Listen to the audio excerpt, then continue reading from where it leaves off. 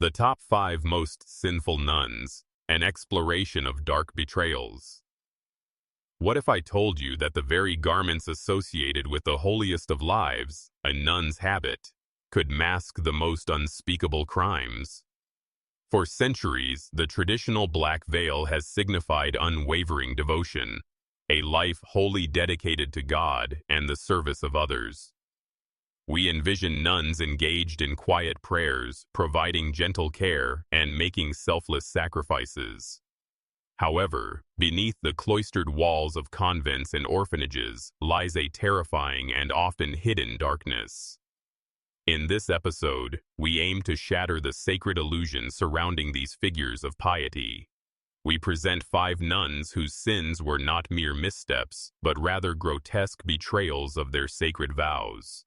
Their actions, including murder, torture, and sadism, are so shocking and fundamentally opposed to their calling that it will leave you questioning everything you believed about a life devoted to God. Sister Godfrida, Cecile Bombeck.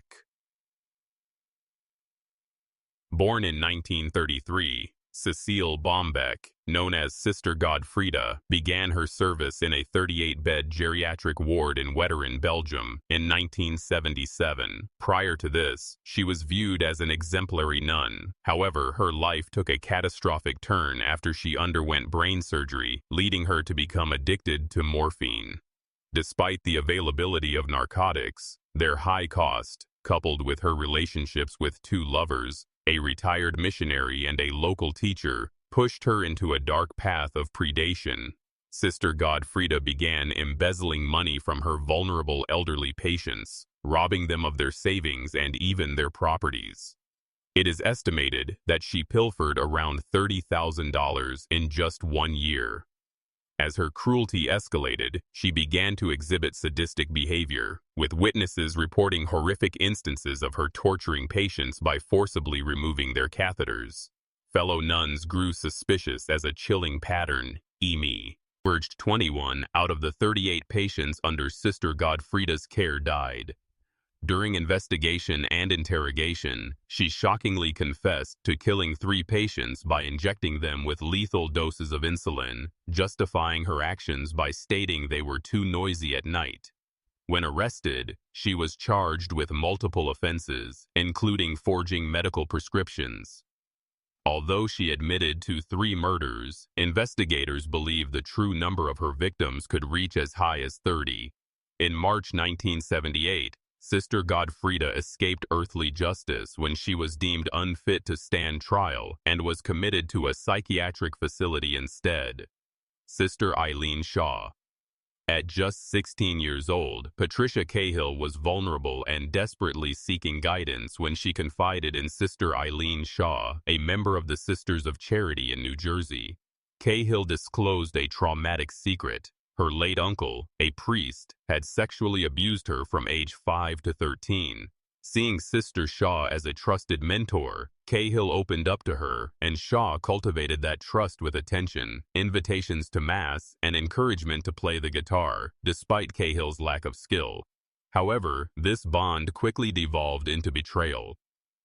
Shaw invited Cahill to her house, where she drugged the teenager by slipping something into her tea, leading to unconsciousness and subsequent assaults. Over time, Cahill was abused in various locations, including the Xavier Center at Convent Station and the Glen Rock Convent, where other nuns turned a blind eye to her plight.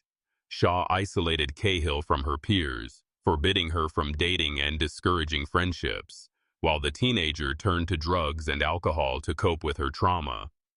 This toxic cycle of breaking free and being pulled back continued for decades until Cahill finally recognized it as sustained abuse. In the 1990s, she found the courage to seek legal action, leading to Sister Shaw's removal from ministry in 1994 and a $70,000 settlement for Cahill. However, the betrayal deepened when it was discovered a decade later that Shaw had continued to work for the Caradas community, signaling a failure of institutional oversight and accountability. Sister Leticia Lopez and Sister El Granada. Sisters Leticia Lopez and El Granada lived in a convent in Bogotá, Colombia, where they were neighbors. Sister Granada was known for her courageous advocacy for sex workers and their children, a stance that drew the ire of Sister Lopez. In November 1999, the mutilated body of Sister Granada was discovered outside Bogotá, raising immediate suspicions about foul play within her circle. The brutality of the crime was shocking. The victim had been dismembered, shot, and burned. Police investigation pointed to evidence suggesting that the crime was committed by someone close to her. Witnesses recounted seeing Lopez cleaning what was claimed to be menstrual blood from Granada's bedding. Although Lopez was arrested, she was released after 17 months due to insufficient evidence. However, subsequent forensic analysis uncovered damning evidence, including blood spatter patterns and trails indicating that a body had been dragged toward the convent's exit. In 2002, Sister Leticia Lopez was convicted of the brutal murder of Sister El Granada and sentenced to 14 years in prison. The St. Joseph's Catholic Orphanage Scandal. Between 1930 and 1970, St. Joseph's Catholic Orphanage in Burlington, Vermont, run by the Sisters of Providence, was intended to serve as a refuge for hundreds of orphaned children. But the chilling reality of the institution emerged decades later. In 1993, a man named Joseph Barquin approached attorney Philip White, revealing the traumatic scars left from his time at St. Joseph's in the 1950s. He recounted a dark, miserable experience filled with horrific abuse and violence, including gruesome instances where he witnessed a girl being thrown down the stairs and children being beaten mercilessly. Encouraged to seek therapy and justice, Barquin initiated a lawsuit against the church, which ultimately became one of the most notorious cases of abuse in U.S. history, opening the floodgates for numerous other survivors to come forward.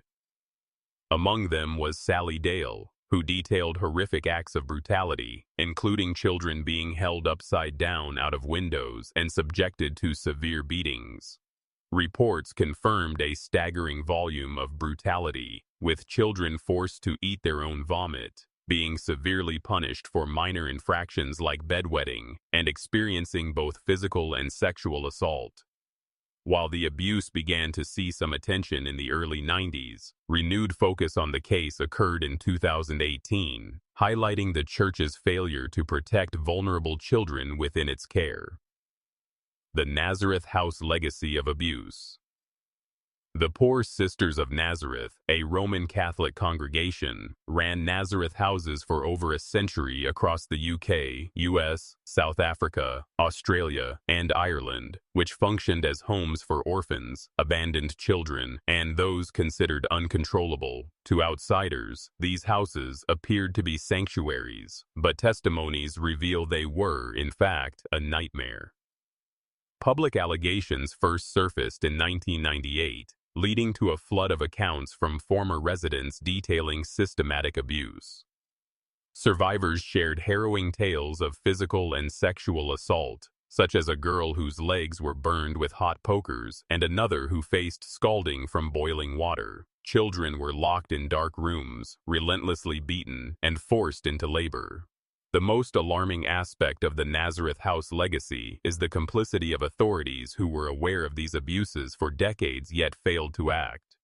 Survivors such as Vera Wilshire and John Dia describe their experiences with repeated and severe torture while in the care of the Poor Sisters of Nazareth, and many other survivors echoed these sentiments, bringing to light a history of violence and neglect that challenges the very foundations of trust instilled in these institutions. The stories of these 5 nuns reveal that the path of devotion can sometimes mask a darker reality. Behind the facade of faith, there can lie betrayal, cruelty, and horrific abuses of power.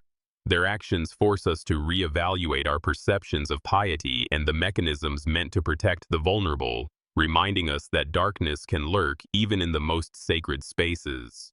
Subscribe to Historic Horizon and hit the bell icon to explore more captivating stories from Europe's rich past. Like, share, and comment to support our journey and help us bring history to life for everyone.